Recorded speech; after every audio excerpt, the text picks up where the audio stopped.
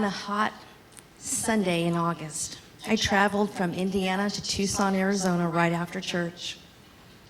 While it's hot in Indiana, it's not Tucson hot. As I disembarked the nonstop flight Southwest Airlines offered, I could feel the heat rising from the thin gray carpet in the corridor. I was already uneasy and felt a bit nauseous, and the heat was not helping. The baggage claim pickup was easy, and I met my ride fairly quickly. We drove straight to Tucson Memorial Hospital.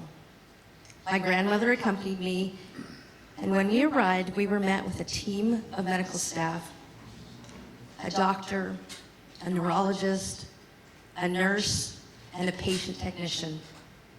I knew this was going to be hard. It had only been 2 weeks since I was last there. I had traveled to Tucson to celebrate my grandparents' 50th wedding anniversary and to visit my sister and mother. During that time, I learned that my mother's health had been declining. She had headaches, she was not herself, and had become weary most days. She was diabetic, had Crohn's disease, and was exhibiting some strange behavior. We had spoken about me being named her medical power of attorney. She was not working due to her health and had fallen behind on her bills. When I was leaving, she said she wanted to come live with me. I knew something was wrong, but I never imagined her health would turn for the worse in such a short amount of time. As I remembered our last exchange, it became clear she knew. Not long after I left, my mother had been found unconscious and was taken to the hospital.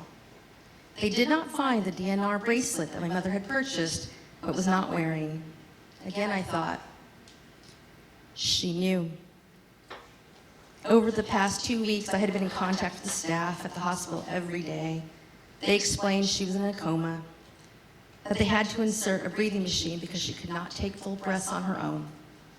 I had approved morphine as needed to keep her comfortable. I had conveyed to the nursing staff to put on TV shows like I Love Lucy and musicals. She loved Flashdance, Grease, and Dirty Dancing. But now, as my grandmother and I arrived at the hospital, we were escorted to my mother's room. The woman laying in the bed looked familiar, but it was not my mother from just 2 weeks ago. Her fists were balled up so tight that they had to put washcloths with duct tape so that her nails would not go through her skin.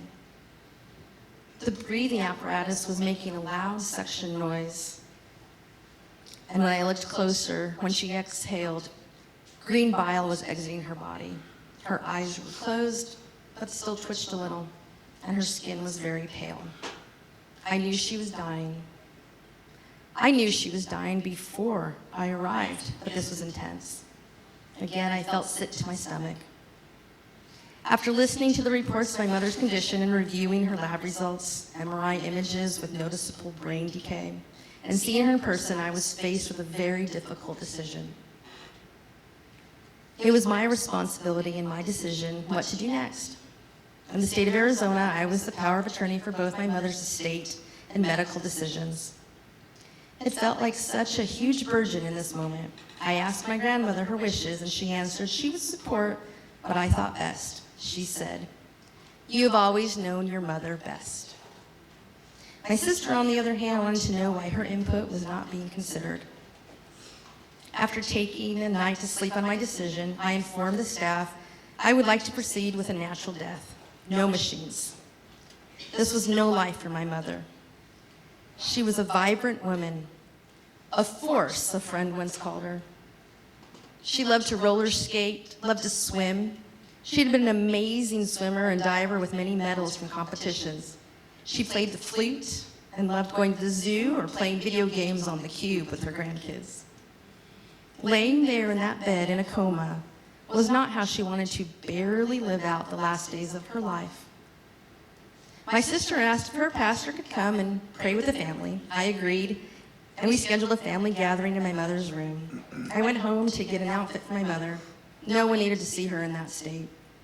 I found a black sparkly top where she would not have to wear a bra, her favorite aquamarine earrings, they were her birthstone, And I brought my bag of Clinique freebies that I had sent to her on Mother's Day. She always wanted my samples. I asked the patient technician to bring in a basin of cool water and towels. I washed her hair, cleaned her face, and even shaved those midlife pesky whiskers. Put on the makeup, and when the nurse returned, she said she looked peaceful and almost smiling. The staff removed the tubes and whatnot, only leaving the morphine while the family said their goodbyes. I knew I had done the right thing. She was at peace.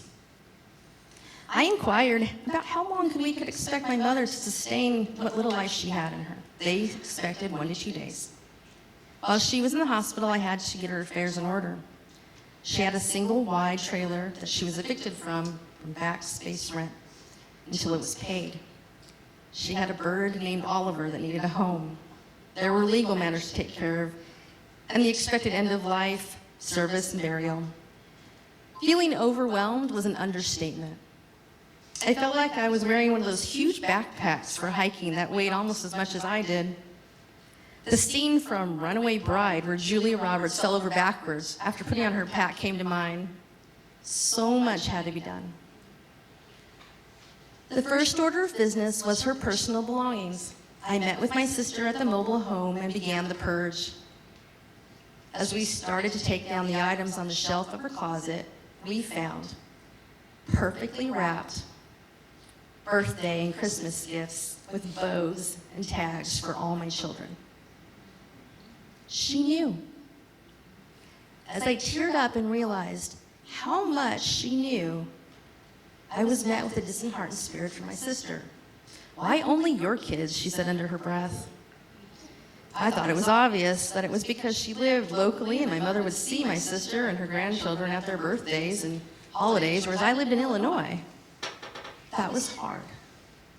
My heart was breaking, but it was my sister who felt more broken and hurt. I went by the hospital again, this time with my aunt. The nurse came in and said in a cheery voice, "Wow, your mother's like an Energizer bunny."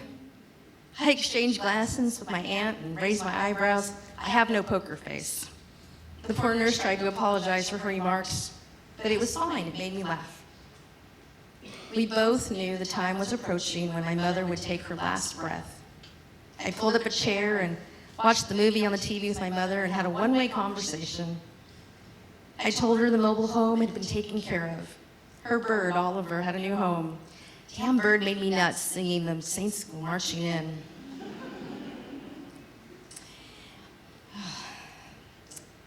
And I had made arrangements at the church with plans to use the photo of when she had long hair and before the Crohn's had taken a toll on her. And that per her wishes, we would have a celebration in her honor. I had ordered a cake from Albertson's Bakery, where she once worked as a cake decorator, and pizza would be served. I told her that she would not have any more pain, no more bills, and no longer have to fight. I had been tracking her decline, and if I was right, she would pass early morning. I went back to my grandmother's house, set my alarm, and found sleep. I sat straight up before my alarm went off and called the hospital immediately. I felt a void, like emptiness in my chest, and a weight all at the same time, and I felt it hard to breathe. I knew that she had left this earth. On Sunday, we all wore shades of red or pink, and we were ready to have the formal memorial service. We had set out 20 to 30 chairs, expecting a small crowd. As I was greeting people coming through the door, more and more people kept coming and coming. It was not like the senior pastor had predicted. There were church members, past co-workers, my friends from high school whom I had not seen for years, my sister's extended family, and a slew of church ladies. The service began. Several pastors spoke about her, sharing stories of her involvement with VBS and singing in the choir. I had created the obligatory slideshow filled with fond memories. My grandmother nudged me, "Go order more pizza." So I took out my flip phone outside and called Domino's to see if I could get the same BOGO deal, because getting a bargain was something I inherited from my mother. As I returned, I looked around and I saw the full life that my mother had. She had impacted so many lives, And in that moment, I knew I had done right by her.